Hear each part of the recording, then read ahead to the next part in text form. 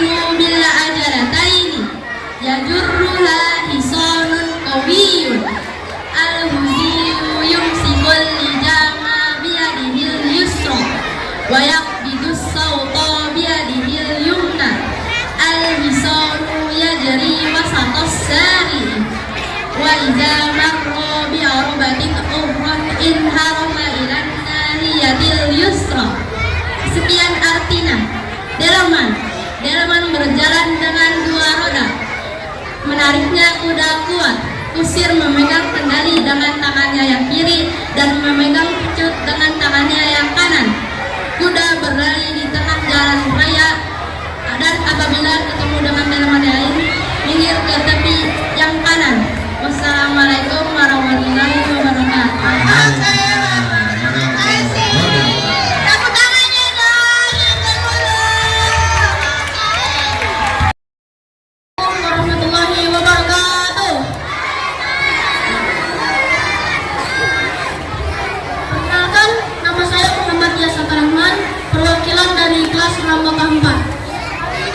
Saya akan mempresentasikan bacaan saya, yaitu tentang Nabi Hud alaihi salam.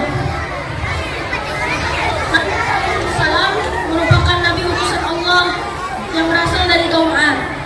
Ia masih merupakan keturunan Arab dan juga merupakan keturunan dari Nabi Nuh alaihi salam. Dan kaum Ad ini merupakan salah satu kaum yang mempunyai pembangunan yang besar. Kemudian juga gesit dalam bidang teknologi dan juga politik.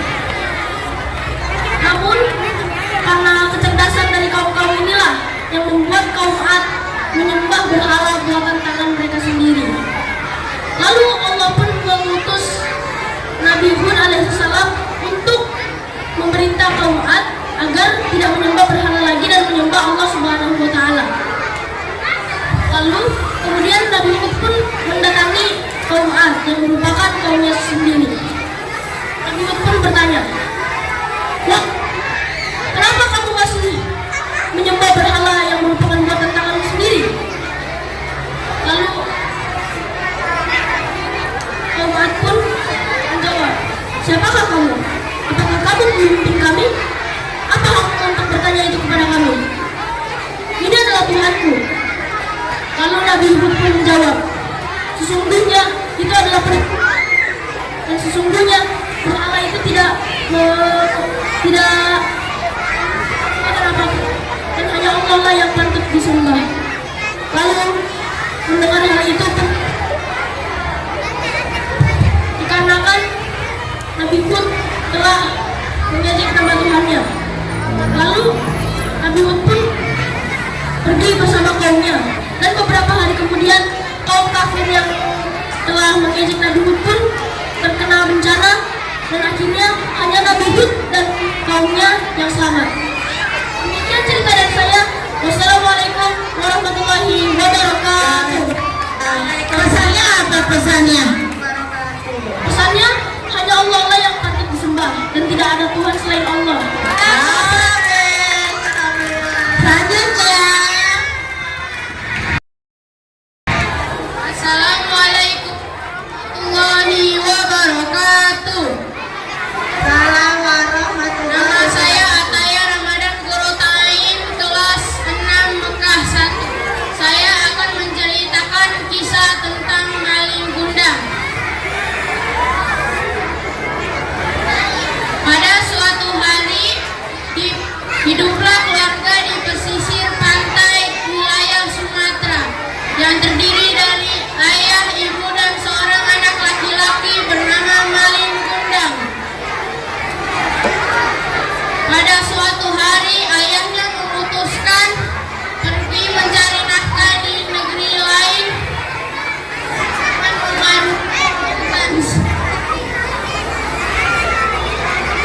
dengan berat hati. Ibu Maling mengizinkannya karena tekad ayah Maling sangat kuat.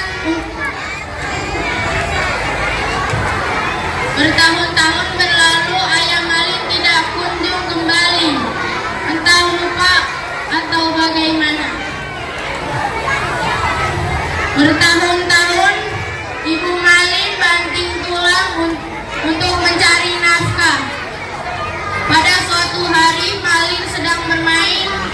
dan tersandung oleh batu, dan tangan kanannya terluka dan menyebabkan luka yang tidak bisa hilang.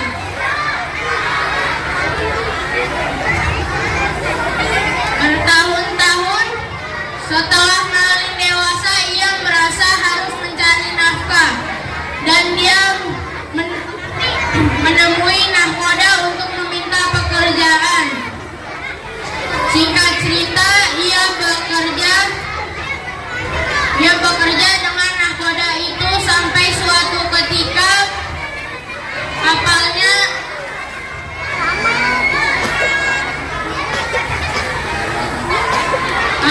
dibajak oleh bajak laut. Semua kru tewas kecuali dia.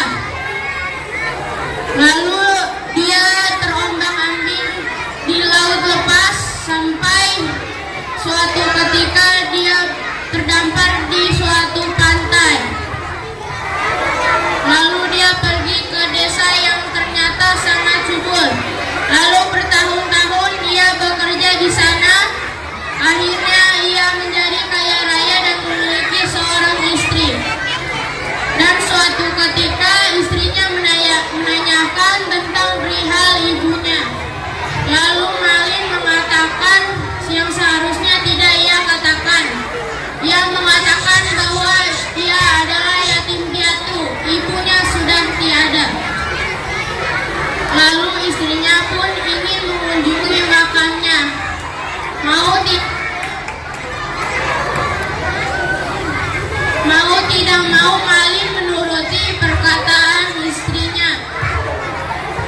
Lalu dia pergi kembali ke tempat asalnya, ke rumahnya. Lalu tiba-tiba ibunya menghampirinya. Namun Malin tidak mengakui bahwa itu ibunya.